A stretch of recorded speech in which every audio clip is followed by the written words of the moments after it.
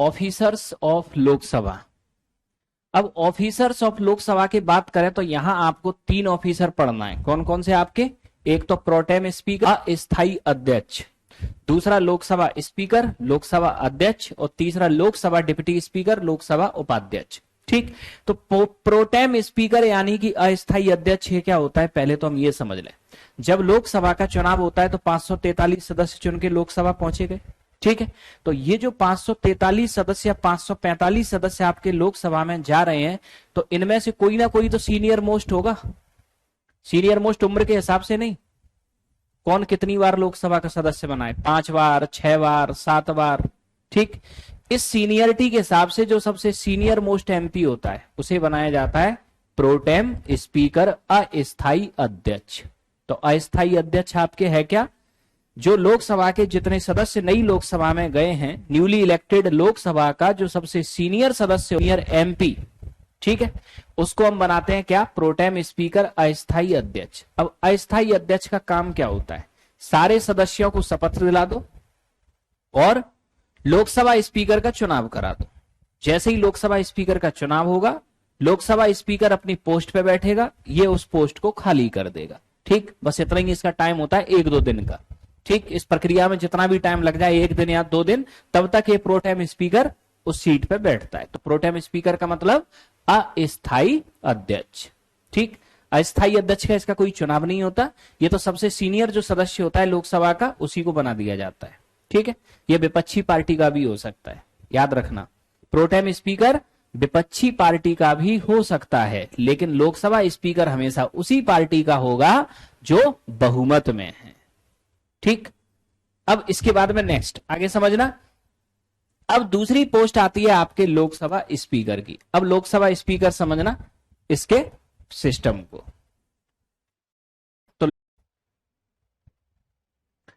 तो नेक्स्ट, तो लोकसभा स्पीकर, तो लोकसभा अध्यक्ष की अगर हम बात करें तो लोकसभा अध्यक्ष का जो इलेक्शन यानी कि जो चुनाव होता है वो लोकसभा की सिंपल मेजोरिटी से, पहला पॉइंट। ठीक, यानी कि लोकसभा के सदस्यों के बीच में से एक व्यक्ति को साधारण बहुमत से लोकसभा अध्यक्ष के रूप में चुन लेती है। ठीक है, अब याद रखना कि लोकसभा का जो स्पीकर है वो लोकसभा का सदस्य होता है, लेकिन राज्यसभा का चेयरमैन राज्यसभा का सदस्य नहीं होता है। ठीक, बताया था ये। ठीक है, इसके लोकसभा स्पीकर का कार्यकाल कितना होता है? लोकसभा का कार्यकाल है 5 साल, लेकिन लोकसभा स्पीकर का कार्यकाल 5 साल नहीं है। पहली मीटिंग से लोकसभा डिजॉल्व होने तक 5 साल तो ये हो गए, प्लस नई लोकसभा का चुनाव होना और उसमें प्रोटेम स्पीकर का चुनना। जब तक प्रोटेम स्पीकर ना आ जाए अपनी पोस्ट पर, तब तक ये कार्यकाल को होल्ड करेगा। ठीक, तो ये 5.5 साल भी हो सकता है, 6 साल भी हो सकता है, 5 साल 8 महीने भी हो सकता है, 5 साल 4 महीने भी हो सकता है। ठीक, तो पूरी लोकसभा की अवधि प्लस नई लोकसभा में प्रोटेम स्पीकर का आना, मतलब जो अगली लोकसभा है उसमें कौन आ जाए? ये प्रोटेम स्पीकर, तब तक ये अपनी सीट पे बैठता है।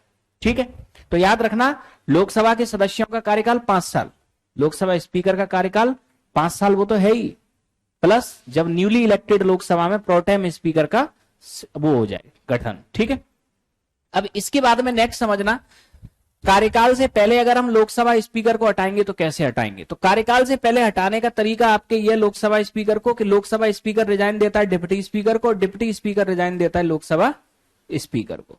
ठीक है, अब इसके बाद में नेक्स्ट, इसके अलावा दूसरा विकल्प क्या है? दूसरा विकल्प यह है, अगर रिजाइन के अलावा इसको हटाना हो तो लोकसभा स्पीकर के खिलाफ आपके लोकसभा में क्या आए? प्रस्ताव आ जाए इसको हटाने का, रिजोल्यूशन ऑफ रिमूवल, और ये प्रस्ताव लोकसभा अपने विशेष बहुमत से पारित कर दे, 2/3 ऑफ प्रेजेंट एंड वोटिंग, तो लोकसभा स्पीकर को उसकी पोस्ट से हटाया जा सकता है।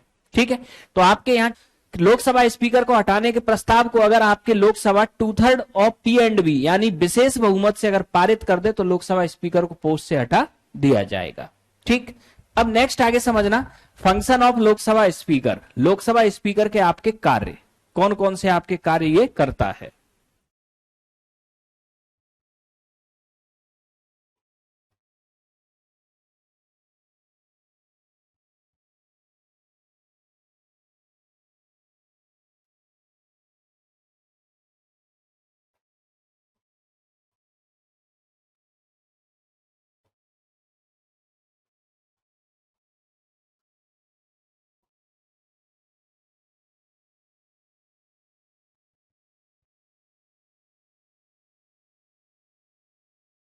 लोकसभा स्पीकर के आपके कार्य, तो लोकसभा स्पीकर का पहला कार्य क्या होता है? लोकसभा की मीटिंगों की अध्यक्षता करना। ठीक है, सामान्य स्थिति में आपके लोकसभा की मीटिंग की अध्यक्षता लोकसभा स्पीकर करता है, यही प्रिसाइडिंग ऑफिसर होता है लोकसभा की मीटिंग का। अगर ये एब्सेंट है तो लोकसभा डिप्टी स्पीकर अध्यक्षता करेगा, और अगर लोकसभा डिप्टी स्पीकर भी अध्यक्षता करेगा तो राष्ट्रपति यहाँ एक पैनल बना देगा पहले ही, उस पैनल का जो व्यक्ति मौजूद होगा वो इसकी अध्यक्षता करेगा। ठीक है, लोकसभा स्पीकर का दूसरा कार्य presiding officer of joint sitting, मतलब लोकसभा और राज्यसभा की जब भी कंबाइंड मीटिंग होगी, संयुक्त बैठक, तो संयुक्त बैठक की अध्यक्षता कौन करता है? लोकसभा स्पीकर।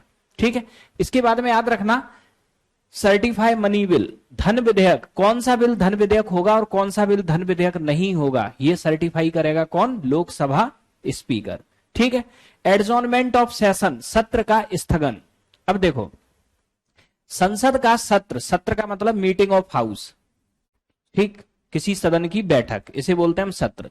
सत्र बुलाता कौन है? राष्ट्रपति। समाप्त कौन करता है? राष्ट्रपति। लेकिन सत्र का स्थगन कौन करता है? लोकसभा में स्पीकर और राज्यसभा में चेयरमैन। अब स्थगन से क्या तात्पर्य है? मान लो सत्र बुलाने और समाप्त करने का मतलब क्या है? ये पॉलिटी का बैच है, ये मान लो बैच आपके कमेंस हुआ 1 जनवरी 2022 को, और बैच आपके समाप्त हुआ ये 31 मार्च 2022, तो मतलब सत्र प्रारंभ हुआ 1 जनवरी को, सत्र समाप्त हुआ 31 मार्च को, लेकिन रोज 1.5 घंटे के बाद क्लास ओवर भी तो होती है, इसे बोलते हैं एडजॉर्नमेंट। मतलब आज की कार्यवाही स्थगित, अब क्लास कल लगेगी। ठीक, ये काम कौन करता है? लोकसभा स्पीकर। बिल्कुल ठीक है।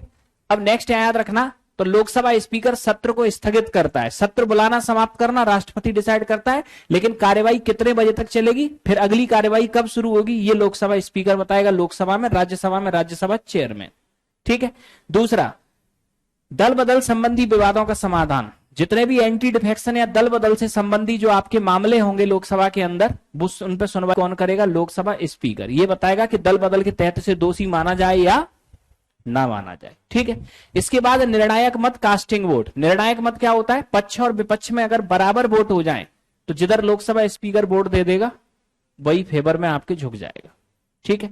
तो कास्टिंग वोट यानी कि पक्ष या विपक्ष में बराबर वोट होने पे आपके लोकसभा स्पीकर जिधर वोट दे देगा वही आपके डिसीजन मान लिया जाएगा। अब अगला कंसेप्ट समझना, special power of Lok Sabha. Lok Sabha deputy speaker में कुछ याद नहीं रखना, डिप्टी स्पीकर में सिर्फ इतना याद रखना है, लोकसभा अध्यक्ष की अनुपस्थिति में ये लोकसभा की मीटिंगों की अध्यक्षता करता है। चुनावी साधारण बहुमत से जाता है, हटाया भी साधारण बहुमत से जाता है।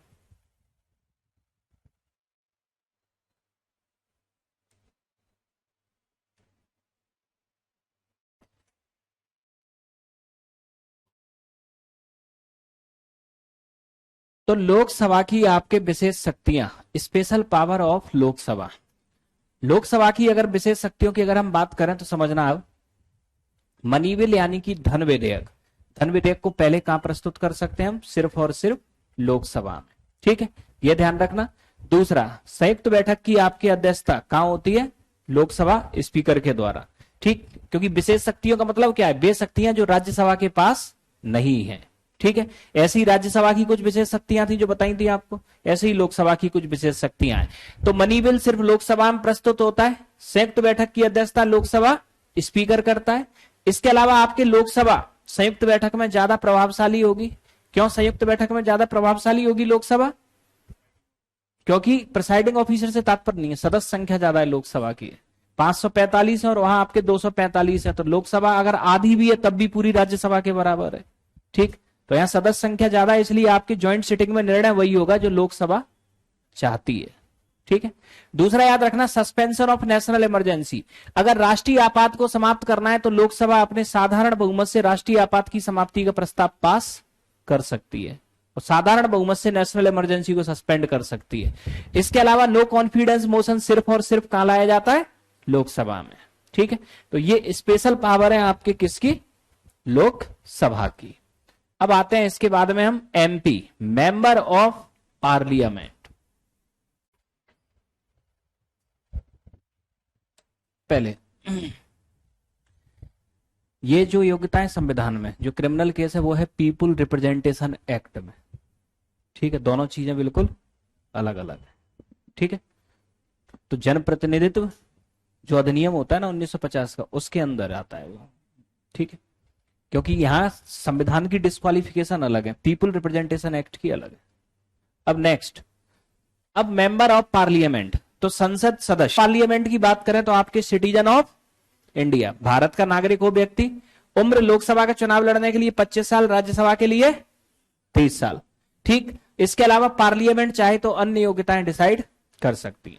तो इसका मतलब इसमें आपके कोई ऐसी योग्यताएं दी नहीं है। ठीक, अब जो रियल योग्यताएं चाहिए वो समझो। कम से कम 150 करोड़ का हिसाब किताब होना चाहिए, 20-25 सेमी ऑटोमेटिक देसी कट्टे ये सब अवेलेबल होने चाहिए, और 100-150 बाउंसर ऑल टाइम, और केस लगे हो 15-20 ऊपर। तो इससे थोड़ी सी सहूलियत मिलती है कि जेल से भी इलेक्शन जीता जा सकता है। ये होती है रियल क्वालिफिकेशन लोकसभा इलेक्शन लड़ने की। ठीक, फिर राजनीतिक संबंध कितने मजबूत हैं, नहीं तो बिना उसके तो टिकट ही नहीं मिलेगा, इलेक्शन क्या लड़ोगे। ठीक, तो होना ये चाहिए और होता ये है, दोनों में यही अंतर है ना। ठीक है, अब आगे देखते हैं। नेक्स्ट, संविधान के अनुसार डिस्क्वालिफिकेशन क्या है। आर्टिकल 102 कि कौन व्यक्ति आपके लोकसभा का चुनाव नहीं लड़ सकता, जो लाभ के पद पर हो वो चुनाव नहीं लड़ सकता। दूसरा, अनसाउंड माइंड, जो पागल हो वो नहीं लड़ सकता। बैंकरप्ट, जो दिवालिया हो वो नहीं लड़ सकता। और लॉस ऑफ सिटीजनशिप, यानी कि जिसकी भारत की नागरिकता चली गई हो वो नहीं लड़ सकता। ठीक है, अब इसके बाद में नेक्स्ट आगे समझना, ऑफिस ऑफ प्रॉफिट में। तो अब आप ये देखो कि सुप्रीम कोर्ट ने समय समय पर क्या जजमेंट दिया, क्योंकि ये ऑफिस ऑफ प्रॉफिट जो लाभ का पद है इसका निर्धारण सुप्रीम कोर्ट करता है। ठीक, सुप्रीम कोर्ट समय के अनुसार आपके इसमें ऐड करते रहता है क्या। अब नेक्स्ट, अब आते हैं हम आगे। अब मान लो कि कोई एमपी इलेक्ट हो गया। ठीक, अब एमपी अगर कोई इलेक्ट हो गया तो ऐसी भी कोई कंडीशन है कि इलेक्शन के बाद उसे अपनी सीट छोड़नी पड़ जाए।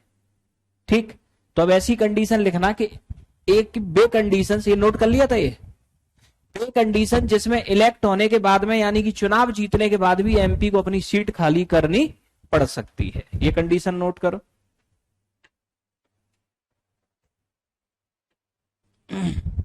तो नेक्स्ट याद रखना, बे कंडीशन आपके जिनमें किसी एमपी को अपनी सीट छोड़ना पड़ सकती है। तो सबसे पहले, ऐसा कोई भी व्यक्ति जो आपके लोकसभा और राज्यसभा दोनों में इलेक्ट हो जाए। अब दोनों में इलेक्ट हो जाए से अब आपके तात्पर्य क्या है ये समझ लो।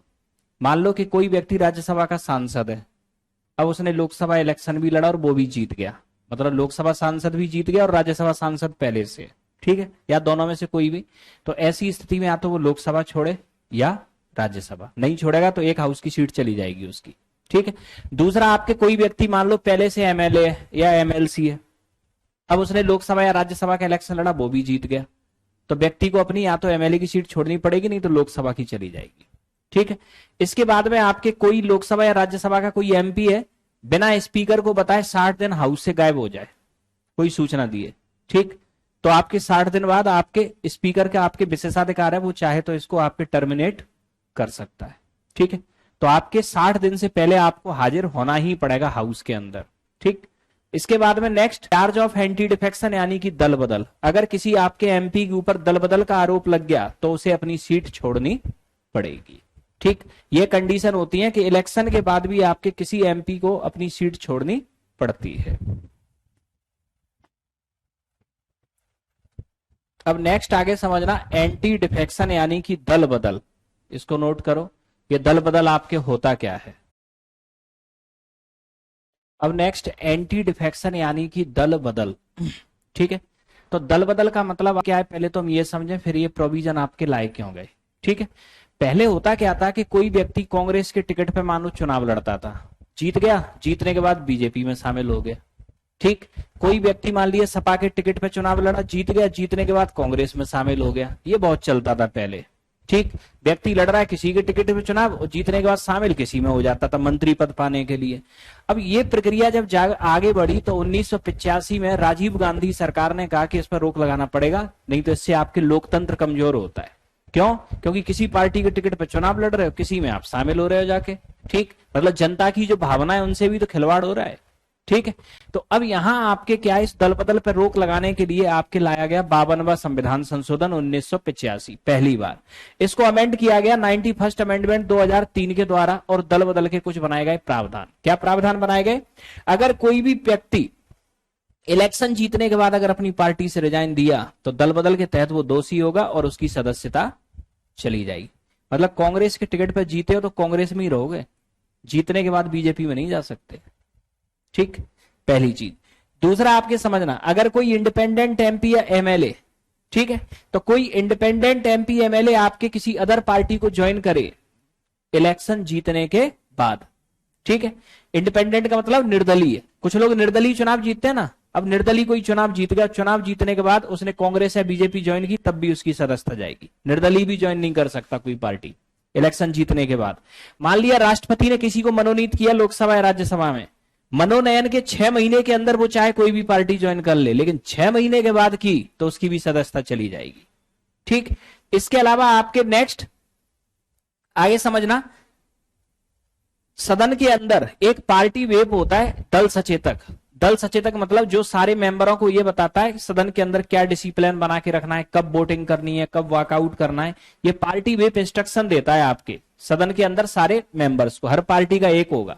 ठीक, अब हर पार्टी का आपके एक होगा, जैसे कि मान लो आपके कांग्रेस के 40 आपके एमपी एमएलए हैं तो एक उसका होगा, बीजेपी के 200 एमपी एमएलए हैं तो एक इसका होगा। ठीक, तो इस तरीके से सदन के अंदर आपके होते हैं हर पार्टी के। ठीक है, तो ये पार्टी जो व्हिप होता है इसका काम होता है डिसिप्लिन बनाए रखना सारे एमपी या एमएलए के बीच में। ठीक है, अगर पार्टी व्हिप के अगेंस्ट वोटिंग होती है सदन में तब भी आपके एंटी डिफेक्शन लग सकता है। अब एंटी डिफेक्शन दो ही कंडीशन में आपके नहीं लगता। पहली कंडीशन आपके लोकसभा स्पीकर की पोस्ट। अब लोकसभा स्पीकर की पोस्ट से क्या तात्पर्य है, लोकसभा आपके जो स्पीकर है, ठीक, ये अपनी पोस्ट छोड़ने के बाद चाहे किसी भी पार्टी में शामिल हो जाए, ठीक है, इसके ऊपर दल बदल नहीं लगेगा। क्यों नहीं लगेगा, क्योंकि जैसे ही कोई व्यक्ति लोकसभा का स्पीकर अपॉइंट होता है ना, तो वो अपनी पार्टी की सदस्यता छोड़ के अपॉइंट होता है, जिससे कि वो बायास्ड ना हो पार्टी के प्रति। ठीक, तो यहां लोकसभा स्पीकर अपनी पोस्ट को छोड़ने के बाद किसी भी दल में शामिल हो सकता है, उस पर कभी दल बदल नहीं लगेगा। और इसके बाद अगर किसी पार्टी के 1/3 एमपी एमएलए एक साथ पार्टी छोड़ के किसी दूसरी पार्टी में शामिल हो जाएं या कोई नई पार्टी बना लें तो उसके ऊपर भी दल बदल नहीं लगेगा। ये दो आपके तरीके होते हैं एंटी डिफेक्शन के। ठीक, अब आते हैं इसके बाद आगे।